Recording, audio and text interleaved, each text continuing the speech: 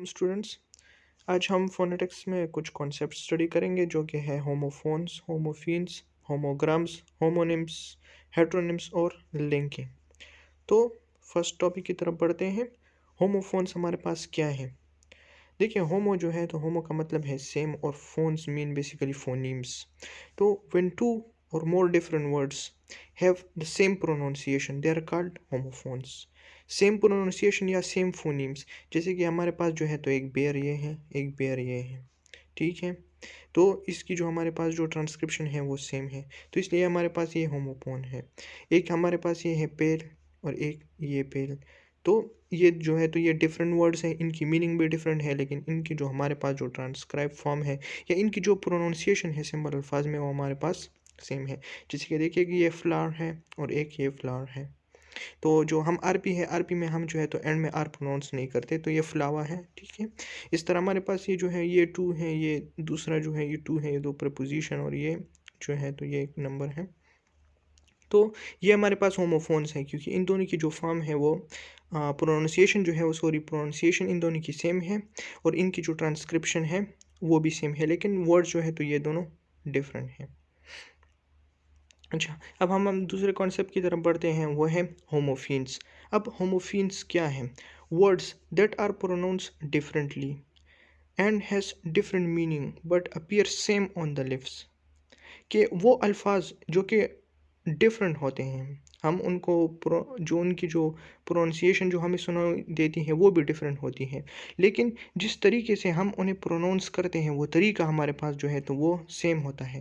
There pronunciation are identical and involve same movements. तो basically इनमें जो मेन पॉइंट है कि जिस टाइम हम इनको प्रोनाउंस करते हैं तो वो मूवमेंट जो है तो वो सेम होती है, वो जो हमारे आर्टिकुलेटरी ऑर्गन्स होते हैं वो जो मूवमेंट करते हैं वो सेम होती है। जैसे कि फॉर एग्जांपल ये देख लें, हमारे पास है बियर और ये दूसरा है पियर। तो एक में है जो ये एक में बी है और दूसरे में ये पी थोड़ा सा डिफरेंट है। बी जो है तो वॉइस्ड है, और पी जो है तो ये हमारे पास वॉइसलेस है। इसमें सिर्फ ये डिफरेंस है, और जो है तो इनके जो प्रोनाउंसिएशन का जो सारा जो आर्टिकुलेटरी ऑर्गन्स जो मूवमेंट करते हैं वो सेम होती हैं। फिर है हमारे पास माइट और बाइट, डेट डेट, ये दोनों ये भी सेम है। फिर हमारे पास जो है तो पिक और ये पिग, ठीक है। तो इसमें जो हमारे पास ये जो के है, इसमें ये हमारे पास जो है तो वॉइसलेस है, और इसमें जो है तो वॉइस्ड है, और जो है तो वो और जो तरीका जो होता है वो सेम होता है। तो ये हमारे पास इनको फिर हम होमोफीन्स कहते हैं। जो थर्ड टॉपिक है वो है हमारे पास होमोग्राफ। अब होमोग्राफ क्या है? Homograph are words that are spelled the same but have different meaning. कि इनके स्पेलिंग हमारे पास सेम होती है, लेकिन इनकी मीनिंग हमारे पास डिफरेंट होती है।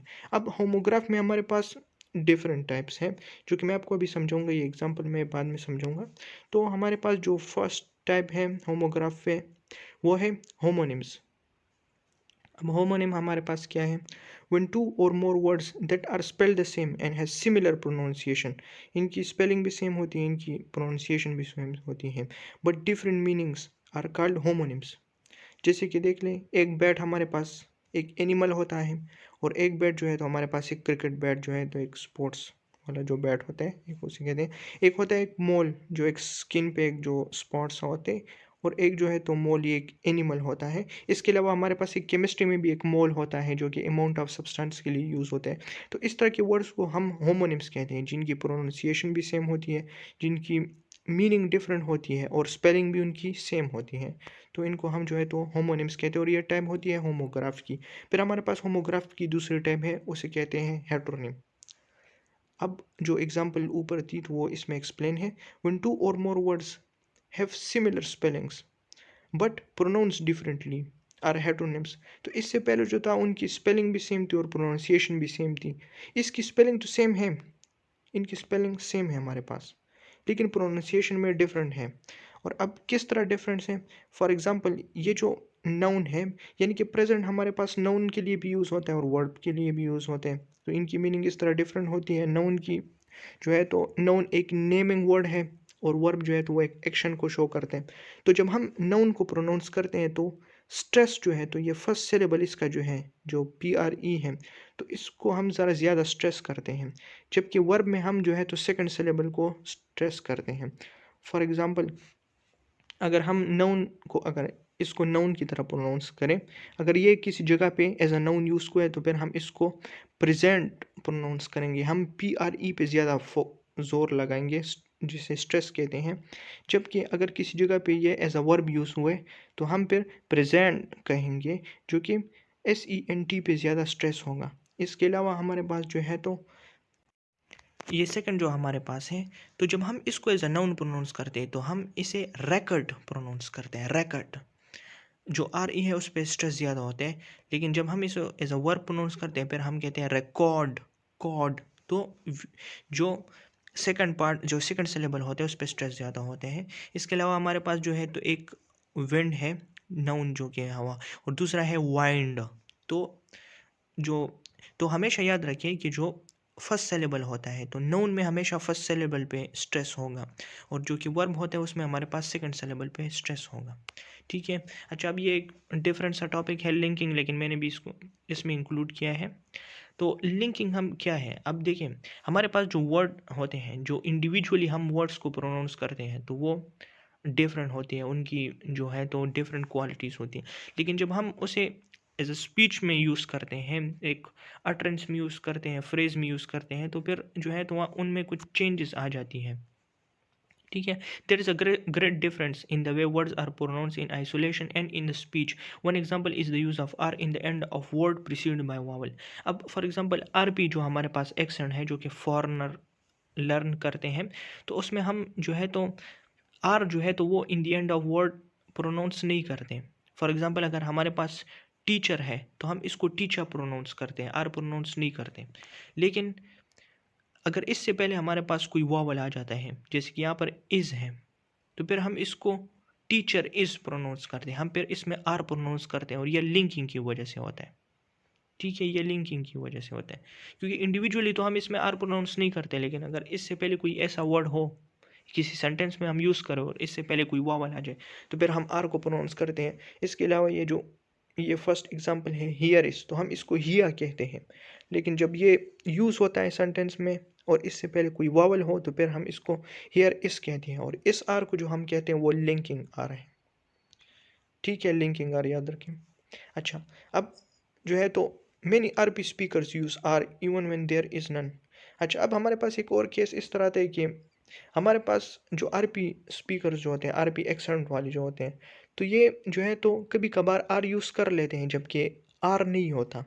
अब ये देखिए ना, ये इंडिया एंड चाइना, तो वो इसको आर इसके बीच में प्रोनाउंस कर देते हैं, लेकिन ये कुछ स्पीकर्स करते हैं, ज़्यादा मेजॉरिटी जो है तो नहीं करते, और ये इतना ज़रूर रूल भी नहीं है, लेकिन इसके बावजूद ये एक रूल है कि अगर दो वावल हो, ठीक है, ए और जो है उससे आगे जो है तो एक और वावल है, तो इसके बीच में जो है तो ये लोग आर इंसर्ट कर देते हैं, और इस आर को कहते हैं इंट्रूसिव आर। तो ये भी हमारे पास एक लिंकिंग की एक एग्जांपल है कि किस तरह लिंकिंग जो है तो स्पीच को इफेक्ट करते हैं। In connective speech there is a relation between one sound with an another, और इसको एक स्पेशल वर्ड यूज़ होते हैं, उसे कहते हैं जंक्चर। ठीक है, जो जो रिलेशन होता है एक साउंड के दूसरे साउंड के दरमियान, उसे हम जंक्चर भी कहते हैं। अच्छा, अब कुछ और एग्जांपल हैं। फॉर एग्जांपल, हमारे पास दो वर्ड हैं, एक है माइट रेन और दूसरा है माइट रेन। तो इसके बीच में हम किस तरह जो है तो डिफरेंस करते हैं। तो देखिए, जो हमारे पास जो फर्स्ट वर्ड है माइट रेन, इसमें हमारे पास ये जो आर है ये वॉइस्ड होता है, एंड AI जो इसमें जो जो डिफ्थोंग है ये शॉर्ट होता है। अब ये डिफ्थोंग क्यों शॉर्ट होता है? ये इसलिए शॉर्ट होता है कि इससे पहले जो हमारे पास है वो एक एस्पिरेटेड साउंड है, टी जो है तो ये हमारे पास एक वॉइसलेस कॉन्सोनेंट होता है, और ये एक एस्पिरेटेड साउंड होता है, तो इसकी वजह से ये जो डिफ्थोंग है ये शॉर्ट हो जाता है। और ये जो दूसरा है, इसमें हमारे पास ये जो AI है तो ये लेंथी होता है, और ये जो आर है ये वो हमारे पास वॉइसलेस होते हैं, जो कि ऊपर वॉइस था। तो इन कैरेक्टरिस्टिक की वजह से हम जो है तो इन दोनों के दरमियान डिफरेंस कर पाते हैं कि एक माइट रेन है कि इसमें AI जो हमें पता चलता है कि ये शॉर्ट है, और ये जो दूसरा है माई ट्रेन, तो इन्हीं कैरेक्टरिस्टिक की वजह से हम इसमें डिफरेंस कर सकते हैं। फिर हमारे पास कुछ और एग्जांपल हैं, जैसे कि ही लाइस और हील आइस। तो हमने जो है तो कॉन्सोनेंट में हमने पढ़ा था कि हमारे पास टू टाइप्स ऑफ एल होते हैं। तो एक लाइट एल होता है जो कि ज़्यादा जिसमें टंग की पोजीशन थोड़ी सी फॉरवर्ड होती है, ठीक है। और जो एक हमारे पास होता है डार्क एल। तो हमेशा जो है तो लाइट एल जो है तो स्टार्टिंग में होता है और डार्क एल जो है तो वो एंड में आते हैं। तो अब इसमें जो है तो डार्क एल एंड में है और उसमें जो है तो लाइट एल जो है तो वो स्टार्ट में है। तो इससे हम फिर डिफरेंस कर सकते हैं कीप स्टिकिंग और कीप टेकिंग। तो इसमें हमारे पास जो है तो टी इज़ लेस एस्पिरेटेड। तो टी जब भी हमारे पास एस के बाद आता है तो उसमें एस्पिरेशन कम होती है। और जो है तो ये जो सेकंड एग्जांपल है इसमें टी ज़्यादा जो है तो एस्पिरेटेड स्ट्रांगली होता है क्योंकि ये जो फर्स्ट है ये इसकी पोजीशन फर्स्ट है। तो फिर हम जो है तो कीप्स टिकिंग। तो टी ज़्यादा एस्पिरेटेड होता है। तो इसकी वजह से हम जो है तो इनमें जो है तो हमें डिफरेंस पता चलते हैं और ये जो है तो हमारे पास लिंकिंग है। तो उम्मीद है कि आप लोगों को ये टॉपिक समझ आएंगे। अगर आप चाहते हैं कि मैं किसी और टॉपिक पे वीडियो बनाऊँ तो प्लीज़ कमेंट करो, चैनल को सब्सक्राइब करें। थैंक